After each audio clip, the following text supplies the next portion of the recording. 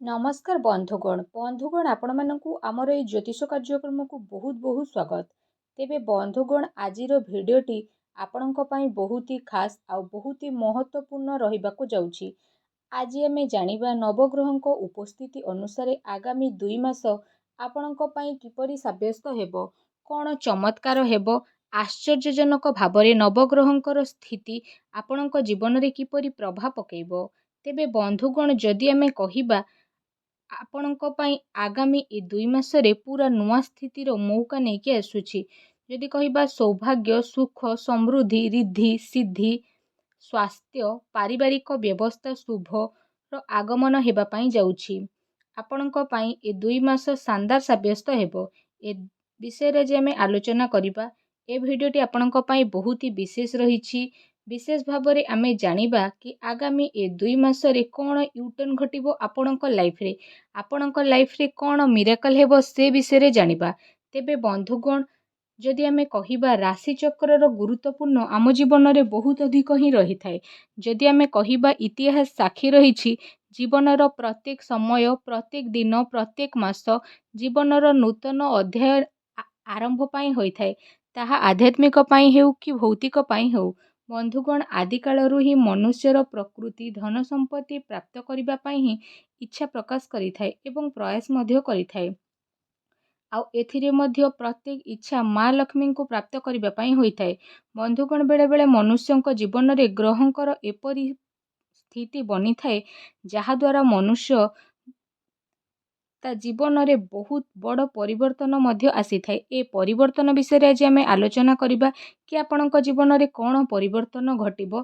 ଏହା ପୂର୍ବରୁ ଯଦି ଆପଣଙ୍କର ଏ ରାଶି ତ ଏ ରାଶି ଯଦି ହୋଇଥାଏ ଈଶ୍ୱରଙ୍କୁ ସଚ୍ଚା ହୃଦୟରୁ ଭକ୍ତ କରୁଥାନ୍ତି, ବିଶ୍ୱାସ କରନ୍ତି, ଭିଡ଼ିଓଟିକୁ ଲାଇକ୍ କରି କମେଣ୍ଟ ବକ୍ସରେ ଜୟ ଜଗନ୍ନାଥ ଅବଶ୍ୟ ଲେଖିଦିଅନ୍ତୁ ଏବଂ ଏପରି ରାଶିଚକ୍ର କାର୍ଯ୍ୟକ୍ରମ ଦେଖିବା ପାଇଁ ଆମ ଚ୍ୟାନେଲ ସହ ଯୋଡ଼ି ହୋଇକି ମଧ୍ୟ ରହିବେ।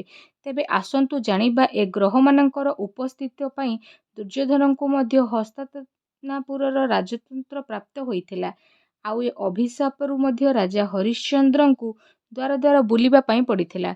ବନ୍ଧୁଗଣ ଯଦି କହିବା ଏ 2 ମାସରେ ଗ୍ରହଙ୍କର ଅବସ୍ଥିତି ଆପଣଙ୍କ ପାଇଁ ବିଶେଷ ଭାବରେ ଖାସ୍ ରହିଛି। ଆପଣ ନିଜେ ଦେଖିବେ ଗ୍ରହଙ୍କର ଉପସ୍ଥିତି କ'ଣ ପରିବର୍ତ୍ତନ ନେଇକି ଆସିବ। ଆସନ୍ତୁ ଜାଣିବା ଆଗାମୀ 2 ମାସ ଆପଣଙ୍କ ଜୀବନରେ କ'ଣ ପରିବର୍ତ୍ତନ ନେଇ ଆସିବ। ଆପଣଙ୍କ ପାଇଁ ଆଗାମୀ ଏ 2 ମାସରେ ଗ୍ରହଙ୍କର ଉପସ୍ଥିତି ଶାନଦାର ରହିବ। ନୂତନ ଆରମ୍ଭ ହେବାର ସମ୍ଭାବନା ରହିଛି। ଏ ସମୟରେ ସ୍ଥାନୀୟ ବିଦେଶୀୟ ସହର ପ୍ରାପ୍ତ ହେବାର ସମ୍ଭାବନା ମଧ୍ୟ ରହିଛି ଏବଂ ଆପଣଙ୍କର ଆଖପାଖ ପରିବେଶରେ ପରିବର୍ତ୍ତନ ହେବ। ପୂର୍ବ କିଛି ମାସ ହେବ ସମୟ ଆପଣଙ୍କର ଖରାପ ଥିଲା, ଯେଉଁଥିପାଇଁ ଆପଣ ଅନେକ ମାନସିକ ଅଶାନ୍ତି ଦେଇକି ଗତି କରୁଥିଲେ। ଏବେ ସେସବୁ ଦୂର ହେବାର ନଜର ମଧ୍ୟ ଆସୁଛି। ଯଦି କୋର୍ଟ କଚେରୀର ମାମଲା ଚାଲିଛି ତ ରାୟ ମଧ୍ୟ ଆପଣଙ୍କ ସପକ୍ଷରେ ଯିବାର ନଜର ଆସୁଛି। ଏହା ସହିତ କୌଣସି ମାମଲା ପକ୍ଷପାତ ନ ହୋଇ ଆପଣଙ୍କ ସପକ୍ଷରେ ଯିବାର ମଧ୍ୟ ନଜର ଆସୁଛି। ଯଦି ଆଗରୁ କାହା ସହିତ କୌଣସି ଦ୍ୱନ୍ଦ୍ୱ ବା ମନମାଳିନ୍ୟ ଥିଲା, ତେବେ ବର୍ତ୍ତମାନ ସମୟରେ ସେସବୁ ଦୂର ହୋଇ ନୂତନ ଏବଂ ଉତ୍ତମ ସମ୍ପର୍କ ଗଢ଼େଇବାର ନଜର ମଧ୍ୟ ଆସୁଛି। ଏ ମାସରେ ବିଦ୍ୟାର୍ଥୀମାନଙ୍କ ପାଇଁ ମଧ୍ୟ ଏ ସମୟଟି ଅତି ଉତ୍ତମ ରହିଛି। ଯଦି ଏ ମାସରେ କୌଣସି ଇଣ୍ଟରଭ୍ୟୁ ଆପଣଙ୍କର ରହିଛି ତ ବହୁତ ହି ଭଲ ରହିବ। ବିଦ୍ୟାର୍ଥୀମାନଙ୍କ ପାଇଁ ଏ ମାସଟି ଶାନଦାର ରହିବ।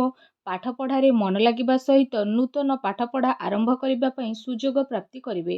ଆପଣଙ୍କ ପାଇଁ ଏ ମାସ ଯେତେ ଲାଭଦାୟକ ରହିଛି ତାଠାରୁ ଅଧିକ ଲାଭଦାୟକ ପୂର୍ବ ମାସ ରହିବ।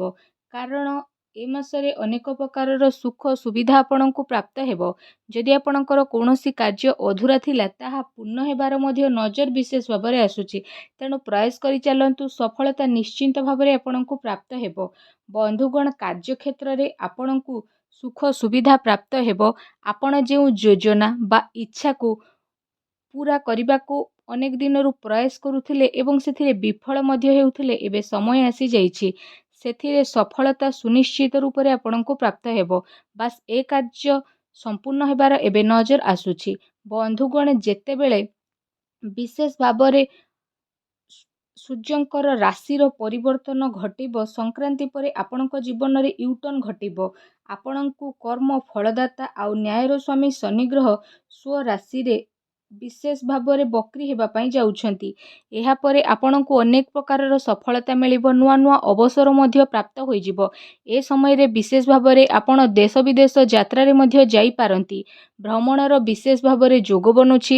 କ୍ୟାରିୟରରେ ଡେଭଲପମେଣ୍ଟ ହେବ, ସଫଳତା ବି କ୍ୟାରିୟରରେ ମିଳିବ। ପ୍ରଫେସନାଲ ଲାଇଫରେ ମଧ୍ୟ ଆପଣଙ୍କୁ ସଫଳତା ପ୍ରାପ୍ତ ହୋଇଯିବ ଏବଂ ଏହା ସହିତ ଆପଣ ନୂତନ ବାହନ ବା ସମ୍ପତ୍ତି, ଜମି ଜମା, ଘର ବା ଫ୍ଲାଟ୍ ଆପଣ କିଣିପାରନ୍ତି। ଯଦି ଅନେକ ଦିନରୁ ଏସବୁ ସମ୍ପତ୍ତି କ୍ରୟ କରିବା ନିମନ୍ତେ ପ୍ରୟାସ କରି ରହୁଥିଲେ, ତେବେ ଏସବୁ ଆପଣଙ୍କ ପାଇଁ ଉତ୍ତମ ରହିବ। ଯେଉଁମାନେ ଚାକିରିରତ ଜାତକ ବା ଅଲରେଡ଼ି ଯେଉଁମାନେ କାର୍ଯ୍ୟ କରୁଛନ୍ତି, ତ ସେମାନଙ୍କର ଟିକେ ସ୍ଥିତି ମଜବୁତ ରହିବ। ଏ ସମୟରେ ଆପଣ କୌଣସି ପ୍ରଭାବଶାଳୀ ବ୍ୟକ୍ତିଙ୍କ ସହ ସମ୍ପର୍କ ବା ଦେଖା ସାକ୍ଷାତ ହୋଇପାରେ। ଯେଉଁମାନେ ବ୍ୟାପାର ବା ବାଣିଜ୍ୟ କରିଛନ୍ତି, ବିଶେଷ ଭାବରେ ଯଦି ଆମେ କହିବା ତ ସେମାନଙ୍କ ଆୟରେ ବୃଦ୍ଧି ଘଟିବ। ବ୍ୟାପାର ବାଣିଜ୍ୟରେ ନୂତନ ପରିଚୟ ଆପଣଙ୍କର ସୃଷ୍ଟି ହେବ। ନୂଆ ଆଇଡ଼ିଆ ଆପଣ ଆପଣଙ୍କ ବିଜନେସରେ ଆଡ଼୍ କରିବେ, ଯାହା ଆପଣଙ୍କୁ ଅନେକ ସଫଳତା ଏବଂ ଲାଭ ମଧ୍ୟ ପ୍ରଦାନ କରିବ। ଏହା ସହିତ ଏ ସମୟରେ ଆପଣଙ୍କ ଆର୍ଥିକ ସ୍ଥିତିରେ ମଧ୍ୟ ସୁଧାର ଆସିଯିବ। ଅର୍ଥ ଆପଣଙ୍କର ବୃଦ୍ଧି ପାଇବ। ଯେହେତୁ ଷଷ୍ଠ ଘରେ ରାହୁ ବିରାଜିତ ହୋଇକି ଅଛନ୍ତି, ତ ଅନେକ ପ୍ରକାରର ସୁଖ ସୁବିଧା, ଷଷ୍ଠ ଘର ସ୍ୱାସ୍ଥ୍ୟଜନିତ ଯାହା ବି ସମସ୍ୟା ଥିଲା ତାହା ଦୂର ହୋଇଯିବ ଏବଂ ଆପଣଙ୍କୁ ଡେଭଲପମେଣ୍ଟ ମିଳିବ। ଫାଇନାନ୍ସିଆଲି ଡେଭଲପ ହେବେ, ଅନେକ ସଫଳତା ପାଇବେ। ଆଉ ଯେଉଁ ଉଚ୍ଚ ପଦ ମଧ୍ୟ ଆପଣଙ୍କୁ ପ୍ରାପ୍ତ ହେବାର ଯୋଗ ବନୁଛି। ବିଶେଷ ଭାବରେ ଆପଣଙ୍କ ଜୀବନରେ ଏ ସମୟରେ ବଡ଼ ପରିବର୍ତ୍ତନ ହେବାର ଯୋଗ ବନୁଛି। ଆପଣଙ୍କର ବ୍ୟବହାର ବା କଥାବାର୍ତ୍ତାରେ ମଧ୍ୟ ପରିବର୍ତ୍ତନ ଦେଖିବାକୁ ମିଳିବ। ଆପଣଙ୍କ ଭିତରେ ନୂତନ ତେଜ ମଧ୍ୟ ଆପଣ ବିଶେଷ ରୂପରେ ଅନୁଭବ କରିବେ। ଶାରୀରିକ ଶକ୍ତି ବୃଦ୍ଧି ପାଇବ। ତା ସହିତ ଏସବୁ ଗ୍ରହଙ୍କର ଭାବରୁ ହିଁ ହୋଇଥାଏ। ଯାହା ମନୁଷ୍ୟ ଯେତେବେଳେ ଭୋଗ କରେ, ତାହା ଗ୍ରହଙ୍କର ଉପସ୍ଥିତି ଯୋଗୁଁ ହିଁ ହୋଇଥାଏ। ତେବେ ଏହି ପ୍ରଭାବ ଏ ମାସରେ ମଧ୍ୟ ହେବା ପାଇଁ ବିଶେଷ ଭାବରେ ଯାଉଛି। କାରଣ ଏ ମାସରେ ଯଦି କହିବା ସୂର୍ଯ୍ୟ ଗୋଚର କରୁଛନ୍ତି, ତ ବେପାର ବାଣିଜ୍ୟ ପାଇଁ ଏ ମାସ ଅନେକ କ୍ଷେତ୍ରରେ ଶୁଭ ରହିଛି। ବିଶେଷ ଭାବରେ ଏ ମାସରେ ଶୁକ୍ରଙ୍କ ରାଶି ପରିବର୍ତ୍ତନ ପରେ ଆପଣଙ୍କ ଜୀବନ ସୁଖମୟ ହେବେ। ନିଜେ ନୂତନ ଜବ୍ ପ୍ରାପ୍ତ କରିବା ସହିତ ଅନେକ ବ୍ୟକ୍ତିଙ୍କୁ ଆପଣ କର୍ମ ପ୍ରାପ୍ତି କରିବାରେ ସହଯୋଗ ପ୍ରଦାନ କରିବେ ବା ଅନ୍ୟ ପାଇଁ ଚାକିରି ଖୋଜିବାରେ ପ୍ରୟାସ ମଧ୍ୟ କରିପାରନ୍ତି, ଯାହା ଆପଣଙ୍କ ପାଇଁ ଅନେକ ଶୁଭ ହେବ। ଯଦି ଆପଣ ଅନେକ ଆଗରୁ ଚାକିରି ପ୍ରାପ୍ତ କରିଛନ୍ତି, କାର୍ଯ୍ୟରତ ଅଛନ୍ତି, ତ କାର୍ଯ୍ୟରେ ବି ସଫଳତା ପ୍ରାପ୍ତ ହୋଇଯିବ। ଯଦି କହିବା ଆପଣଙ୍କର ବ୍ୟାଙ୍କ ବାଲାନ୍ସରେ ସୁଧାର ଆସିବ, ସେୟାର ମାର୍କେଟରେ ଇନଭେଷ୍ଟ କରୁଛନ୍ତି, ତ ବି ଆପଣଙ୍କ ପାଇଁ ସ୍ଥିତି ଲାଭଦାୟକ ରହିବ। ଅର୍ଥ ଯୋଗାଡ଼ କେନ୍ଦ୍ର ବା ଅର୍ଥ ଯୋଗାଣ ସଂସ୍ଥାରେ ମଧ୍ୟ ଲାଭ ପାଇବେ। ସରକାରୀ କ୍ଷେତ୍ରରେ କାର୍ଯ୍ୟରତ ବ୍ୟକ୍ତି ରାଶି ପରିବର୍ତ୍ତନ ଯୋଗୁଁ ଇଚ୍ଛା ଅନୁସାରେ ଟ୍ରାନ୍ସଫର ବା ପ୍ରମୋଶନ ପାଇବାର ଯୋଗ ବନୁଛି। ତା ସହିତ ନିଜ ପିତାଙ୍କ ସହଯୋଗରେ ଅଟକିଥିବା କାର୍ଯ୍ୟ ସଫଳତାର ସହ ପ୍ରାପ୍ତ କରିବାରେ ନଜର ଆସୁଛି। ଏ ସମୟରେ ଆପଣଙ୍କ ଭାଗ୍ୟର ସମ୍ପୂର୍ଣ୍ଣ ସାଥ ମିଳିବ। ଏ ସମୟରେ ଆପଣ ସୁରକ୍ଷିତ ଜୀବନ ବିତାଇବେ ବା ପାରିବାରିକ ସୁଖ ମଧ୍ୟ ପାଇପାରିବେ।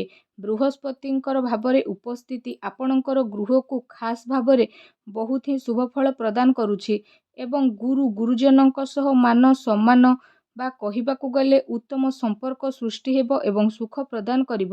ବୈବାହିକ ଜୀବନରେ ବୈଚାରିକ ମତଭେଦ ଆପଣଙ୍କର ଦୂର ହେବ। ବୈବାହିକ ସୁଖ ମଧ୍ୟ ପ୍ରାପ୍ତ ହେବ।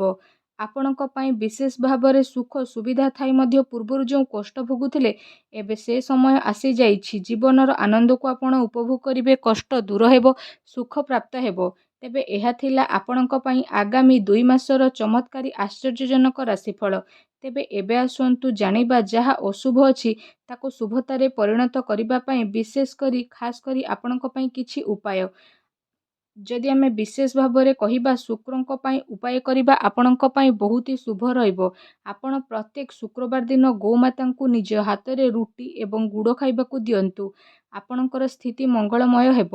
ଏହା ସହିତ ଶୁକ୍ରବାର ହେଉ ବା ଅନ୍ୟ ସମସ୍ତ ବାରରେ ନିଜ ଦେହରେ ଅତର ଲଗାନ୍ତୁ। ନିଜ ବୃଦ୍ଧା ଆଙ୍ଗୁଳିର ତଳ ଭାଗରେ ଆପଣ ଅତର ବ୍ୟବହାର କରନ୍ତୁ। ଏହାଦ୍ୱାରା ଶୁକ୍ର ମଜବୁତ ହୋଇଥାନ୍ତି ଆଉ ଶୁକ୍ରଙ୍କର ଶୁଭ ଦୃଷ୍ଟି ପ୍ରାପ୍ତ ହୋଇଥାଏ। ଜୀବନରେ ସୁଖ ସୌଭାଗ୍ୟ ପ୍ରେମ ଭଲ ପାଇବା ପ୍ରାପ୍ତ ହୋଇଥାଏ। ଆପଣଙ୍କର କ୍ୟାରିୟରରେ ଓ ଭାଗ୍ୟର ସାଥ ପାଇଁ ସୂର୍ଯ୍ୟଙ୍କୁ ଜଳାର୍ଘ୍ୟ ଅର୍ପଣ କରନ୍ତୁ। ଆପଣଙ୍କର ମଙ୍ଗଳ ହେବ। ଜୟ ଜଗନ୍ନାଥ।